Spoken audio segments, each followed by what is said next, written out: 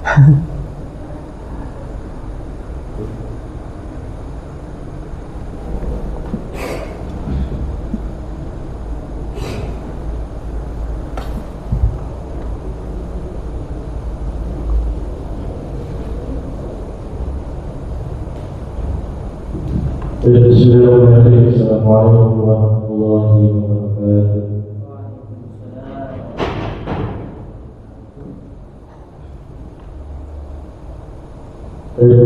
Mari saja perkenalkan nama saya Abdul Maulud berasal dari Medan. Saya di sini akan menyampaikan presentasi pertanggungjawaban lima episode yang telah saya laksanakan bersama teman-teman di Magelang.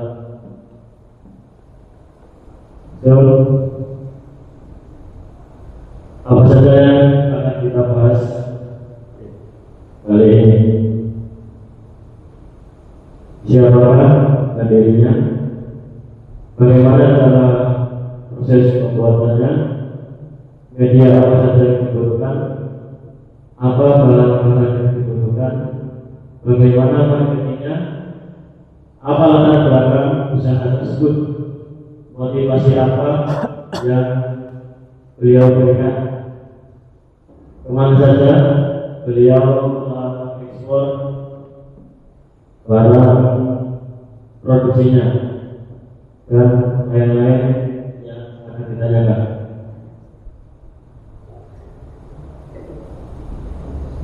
Jadi ketika mereka tersedia, saya mendatangi produsen arang PT Mahkota di Magelang yang langsung diisi oleh ownernya, Pak Aris namanya.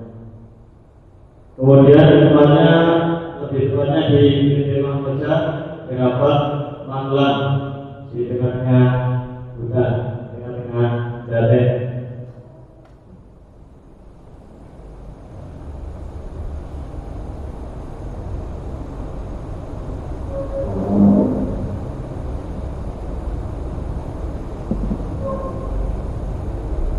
Yang pertama, media apa saja yang dibutuhkan.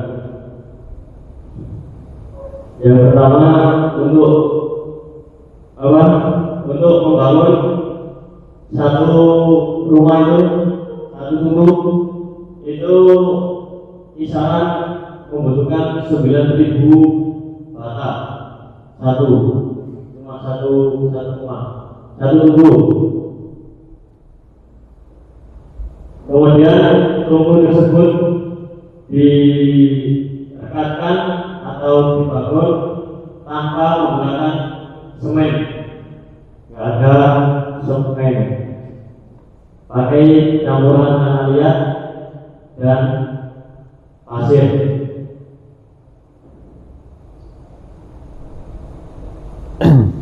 Kemudian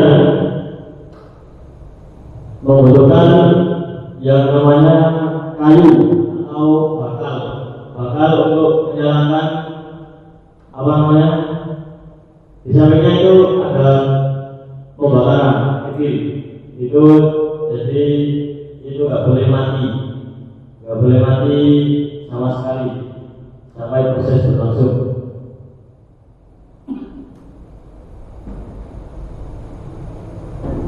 Kemudian juga membutuhkan air untuk proses pemanenan, untuk mengatasi atau mengantisipasi adanya kebakaran di dalam.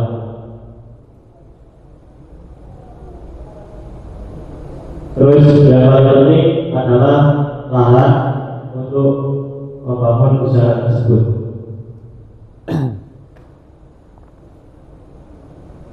Ada juga jangan lupa karung atau brasing atau sak atau lain-lain untuk mengemas hasil produksi atau hasil panen.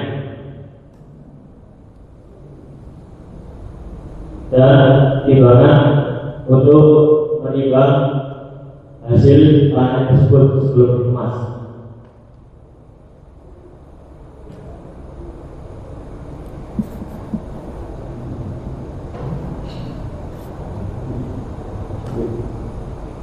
Oke, langsung saja kita masuk ke tutorial untuk membuat lahan sesuai dengan itu yang dijelaskan Pak Aris. Tahap pertama untuk membuat itu ada namanya pengeringan. Tahap pengeringan itu di mana kayu-kayu yang akan dijadikan bakal itu yang akan dibuat arang itu disebut dikeringkan.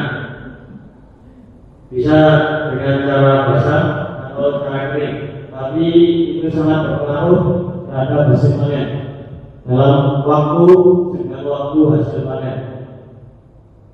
Kalau kayu kering itu lebih cepat, kalau kayu basah jadi mengundur waktu panen atau waktu panen lebih lama.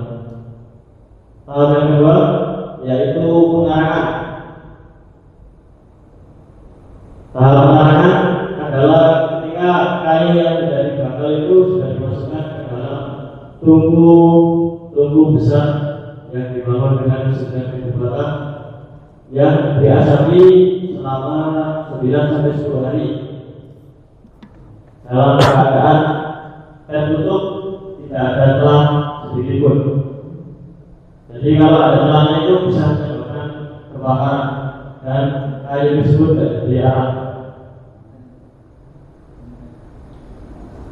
Ini 9-10 hari itu jangka waktu untuk kayu kering. Jadi kalau kayunya sudah kering itu cuma membutuhkan 9-10 hari. Kalau kayunya basah bisa sampai 12-13 hari pengasapan.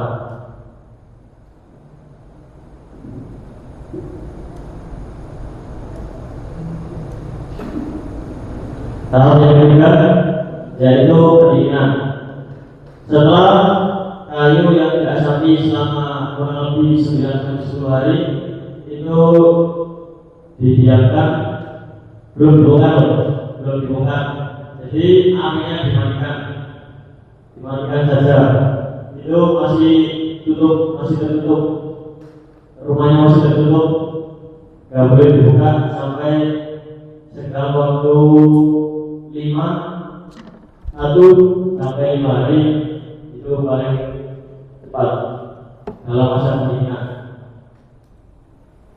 Kemudian tahap yang keempat, anak yang siap dipanen, dikeluarkan dan dikemas dalam karung dan siap untuk diekspor.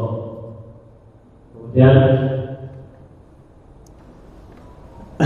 tahap yang terakhir, anak yang telah dipanen itu ditimbang sesuai dengan ukuran karungnya, ukuran tempat peletakannya atau ukuran plastik yang dipakai sebelum diekspor.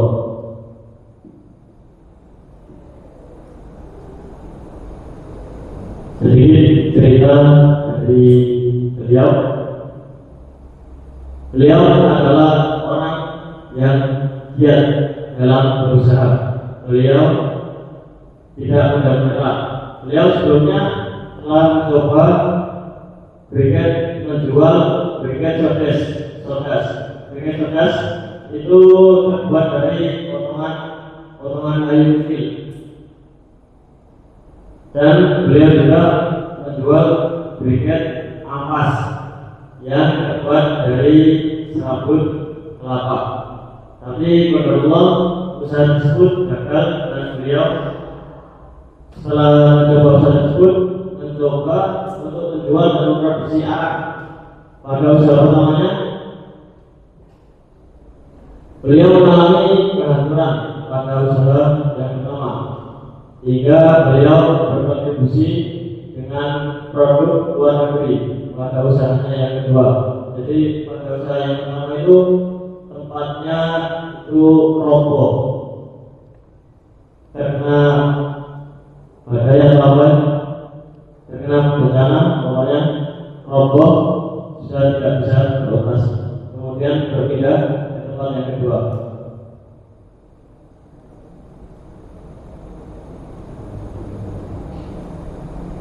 Beliau sudah menjalin kerjasama dengan negara Timur Tengah seperti Dubai, Lebanon, dan Oman. Beliau mulai merintis usaha ini di tahun 2023 dengan jumlah karyawan tetap 6 orang sampai sekarang, sampai kemarin, sampai sekarang. Kemudian dalam sekali panen itu beliau dapat 1 sampai 1,5 ton setiap tungku. Jadi satu tungku itu 2 truk itu bisa masuk kainnya, 2 truk bisa masuk, kemudian dipanaskan selama 9 sampai 10 hari itu tersisa 1 sampai 1,5 ton rata-rata. Dan beliau memiliki 6 tungku yang masih beroperasi sampai sekarang.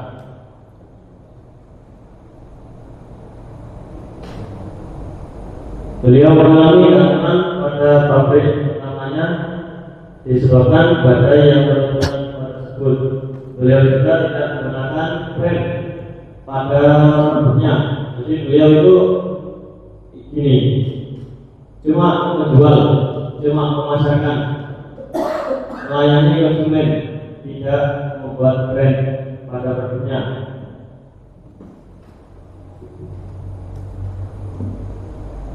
Kemudian beliau sudah berusia 50 tahun kurang 1, 49.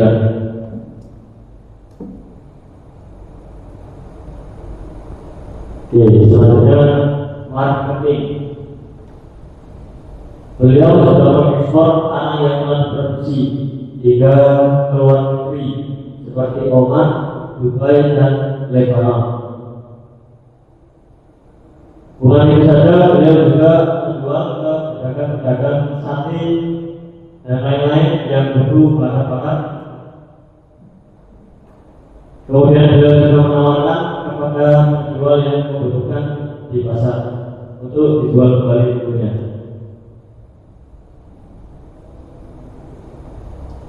Kemudian dalam penjualan sampai ke luar negeri itu beliau dibantu dengan tenaga marketing luar negeri. Jadi ada tim sendiri dalam marketing luar negeri. Oke, motivasi dari beliau.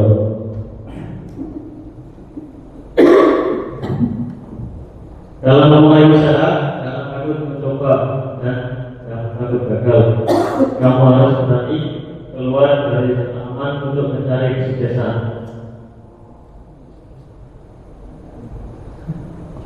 Motivasi dari beliau yang disampaikan kepada kami. Ini yang ditanyakan. Pertanyaan dari saya, kenapa pembangunan tungku tidak menggunakan semen, bahkan pembuatan tungku hanya menggunakan tanah liat dan pasir? Selanjutnya, kamu nanya sendiri. Ini Pak. Akhirnya kamu dulu. Kan itu dari saya Pak. Tadi sudah bilang. Moderator kok nanya? Enggak boleh Pak. Moderator kamu lempar pertanyaan di sini gitu loh maksudnya. Lempar aja dulu. Oh. Baik teman-teman, ada yang nanya tidak? Oke, siapa yang mau nanya? Silahkan. Saya akan diskusi.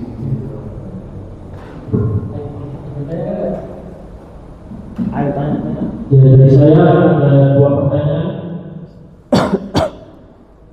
Yang pertama, tadi kamu tidak menyebutkan jenis kayu-kayu apa saja yang digunakan untuk pembahasan arang. Dan kemarin kayaknya beliau menjelaskan Jadi kayu-kayu juga yang baik dan yang nggak baiknya juga. Kemudian di situ transportasinya itu hanya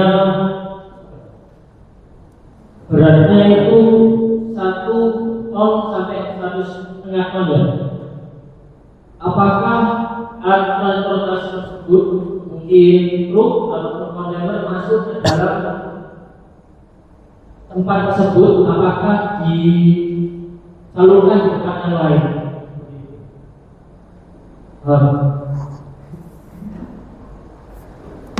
Ya, gini. Kan dari tempat produksinya itu kan memakai transportasi yang namanya truk ataupun kontainer, dan beratnya itu mencapai 1 ton sampai 1,5 ton. Apakah truk tersebut bisa langsung mengangkut dari tempat tersebut, apakah atau di tempat yang lain? Itu saja dari saya. Mungkin ada pertanyaan yang lain dari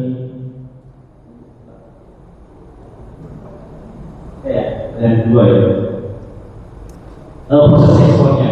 Jadi proses ekspornya menggunakan apa? Tanyakan dari harusnya cahayanya itu sampai bisa. Terus selanjutnya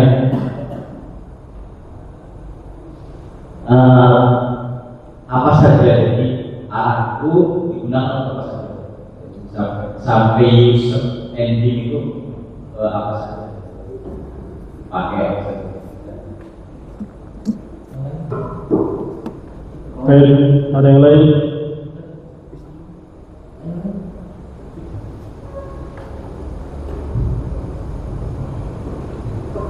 Oke, Kak Bigri. Ya, pertanyaan dari saya,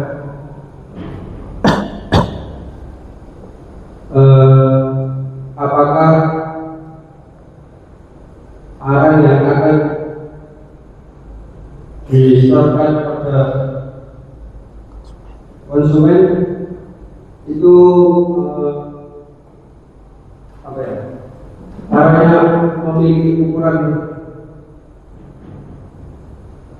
sesuai pemesanan atau semua ukuran arang itu berikan? Ya, cukup.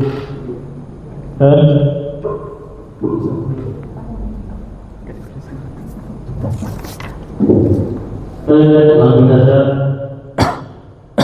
disimak jawabannya. Pertanyaan pertama dari Advice. dari Au, dari Ustaz.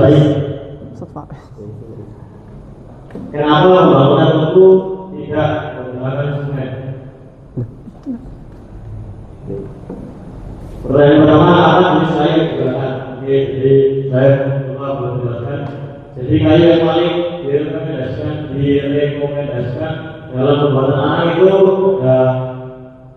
adalah kayu yang poros, kayu yang keras, kayu yang tekstur keras. Tapi jadi tidak termasuk meskipun teksturnya keras, karena konsumen itu tidak suka kalau arang kayu jadi, karena katanya itu petik-petik. Yang digunakan itu seperti kayu asam, kayu mahoni, kayu jambu, kayu sawo, banyak yang keras itu. Tapi kayu jati tidak termasuk rekomendasi untuk pembuatan arang.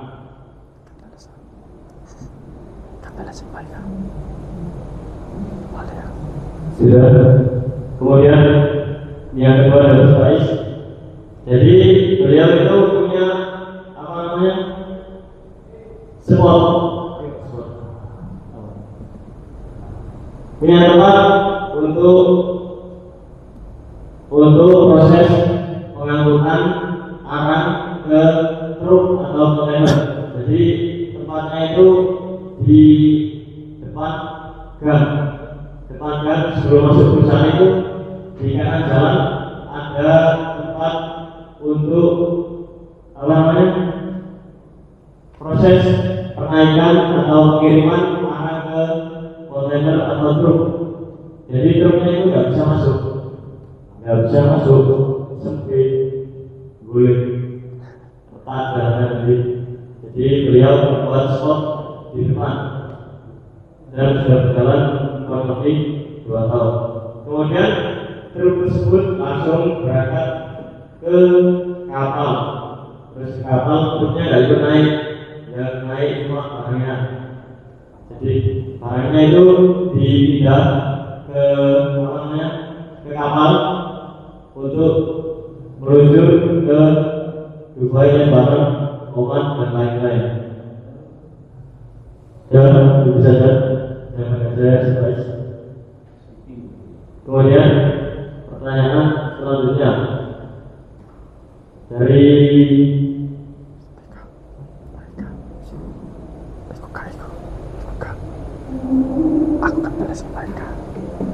kemudian pertanyaan selanjutnya dari Sarika.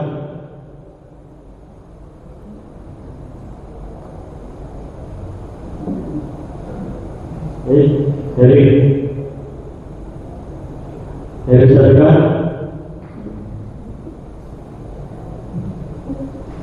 Iya.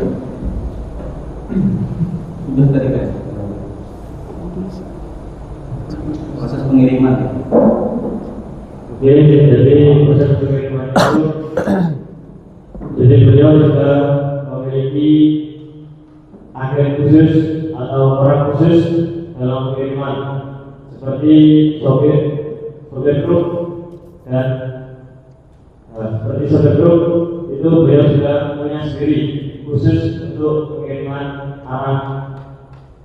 Jadi arang setelah dipacking diwadahi satu plastik itu kurang lebih 15 kilo itu ditaruh di apa namanya di tempat yang disediakan beliau di samping di depan gang. Jadi anaknya itu ditaruh kontainer, terus kontainer itu langsung pergi ke pelabuhan, anaknya diturunkan dipindahkan ke kapal. Setelah itu langsung pergi kapalnya masuk ke layar. Kapalnya langsung ke layar.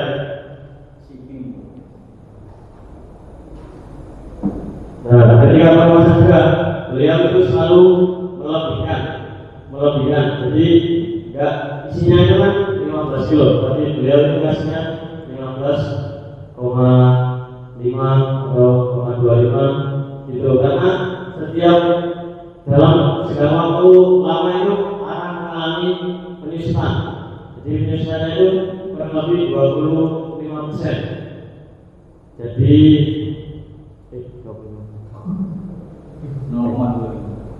ya 0,25. Jadi dilebihkan itu agak pas nyusut. Nah, tapi kalau anaknya itu apa namanya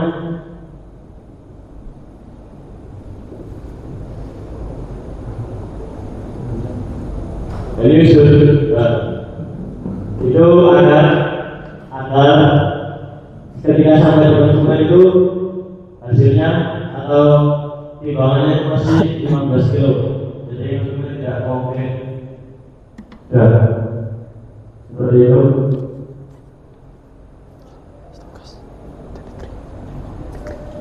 Kemudian pertanyaan dari Kak Lili, apa saja organ kayu arang yang digunakan? Apakah yang akan dijual bukan dijual? Apakah sama yang diekspor dan dijual ke pedagang kecil-kecilan? Jawabannya tidak. Jadi ketika ingin diekspor itu arang itu ukuran 10 ak itu yang lebarnya itu 10 cm ke atas, itu namanya 10 ak. Itu masuk pasaran untuk diekspor. Itu ukuran di bawah 10 orang itu dipisahkan, biasanya dengan jual belikan kepada pedagang-pedagang kecil seperti pedagang sate dan lain-lain. Itu biasanya ulat 4 cm, 5 cm itu nggak masuk pasaran yang dikemas dalam pot atau dijual sendiri-sendiri. Kemudian dari saya tadi, untuk apa saja angin itu digunakan, bisa katanya Pak Aris bisa dipakai buat bakar-bakar tentunya. Yang kedua bisa biasanya dipakai campuran kopi. Jadi di luar negeri itu angin itu dibuat campuran kopi anak. Saya belum pernah tahu kaliannya buat kopi.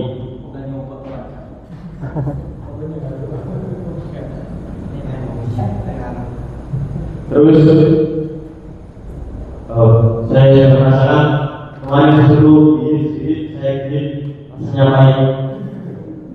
Sama aja kayak Sudah. Ada pertanyaan lagi yang mau disampaikan?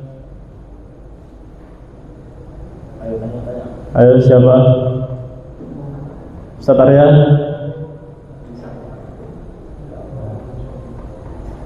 Setelah nggak ada.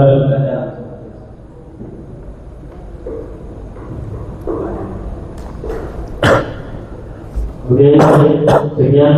Terima kasih dari saya. Moto jangan takut untuk menunjukkan siapa kita. Orang lain harus mengenal siapa kita. Oke, ya terima kasih. Wassalamualaikum warahmatullahi wabarakatuh. Ayo langsung berdua. Dimana? Balik. Aku balik.